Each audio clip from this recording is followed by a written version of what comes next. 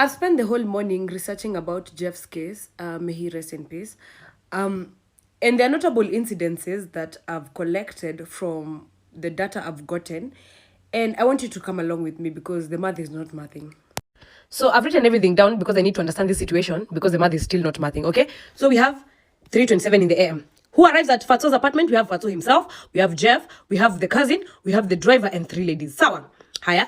And then at 4:48 in the AM, Fatso and the 3 ladies leave. Now, I have several questions here. What happened here? Because we've seen a video of Jeff inside the apartment, taking, the surroundings inside the apartment, which is also a question we need to consider in this case. Sawa. We also need to know whether Jeff was alive by the time Fatso and the 3 ladies were leaving. So that is an unknown. We don't know in this case. Sawa. Higher. We have 4:48 AM. 4:48 AM, Fatso leaves, the 3 ladies leave, okay? So apparently Fatso was dropping off these 3 ladies. Yeah. So we have Jeff plus the driver plus the cousin who are now remaining inside the house.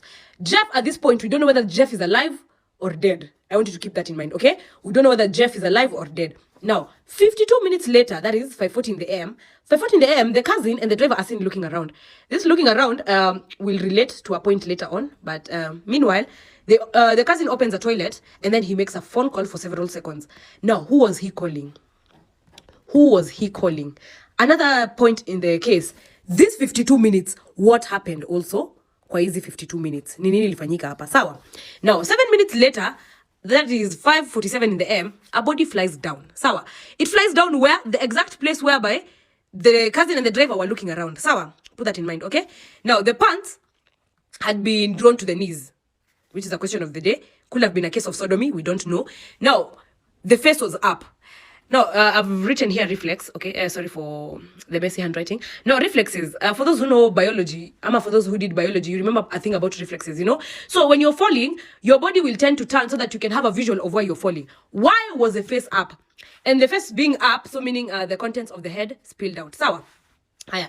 2 minutes later, that is 5:49 in the AM, we have the cousin and the driver going live, I'm a live streaming. I don't know who was playing a guitar.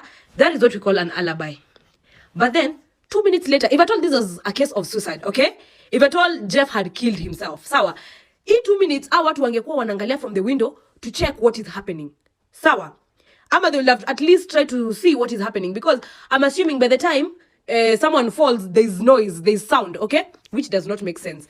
Now, minutes after 9 AM, we have Fatso returning.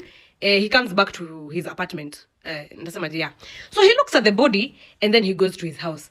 Apparently, some witnesses were saying that he was not remorseful, he had no shock in his face, which is another point in this case that needs to be investigated, okay? Now, here we are working with hypothesis, okay? And we have various unknowns in this case. Number 1, what happened between 3:27 AM and 4:48 AM? What happened hapa katikati? We need to know. Number 2, when Fatso and the 3 ladies, were leaving at 4:48 AM, was Jeff alive? If at all he was alive, what state was he in? Was he sober? Was he intoxicated? We need to know. Okay, if he was not alive, that makes Fatso and the 3 ladies suspects together with the driver and the cousin. So it means all of them are involved in the case. That is, if at all, Jeff was dead by the time Fatso and the 3 ladies were leaving. Okay, now let's continue. If at all Jeff was alive when Fatso and the 3 ladies were leaving, what happened in these 52 minutes between Jeff, the driver, and the cousin?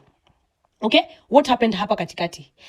Now at 5:40 AM, what was it that the cousin and the driver were looking around for?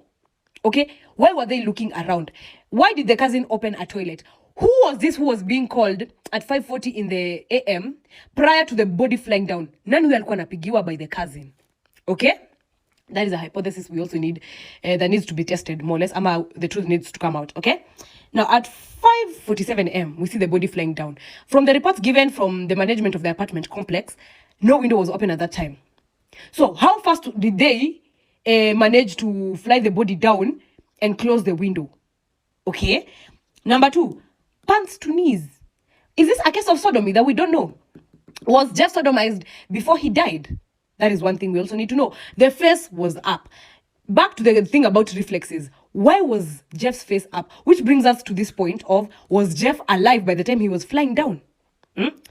Moving on swiftly, let's go to 5:49 in the AM, okay? 5:49 in the AM, the cousin and the driver live stream, which is clearly an alibi, okay? If at all it was a case of suicide, you want to tell me there was no noise? Noise was not a variable in this case. Because if at all someone had fallen, there had to be noise, whereby these two will come and check, Allah, what is going on, okay?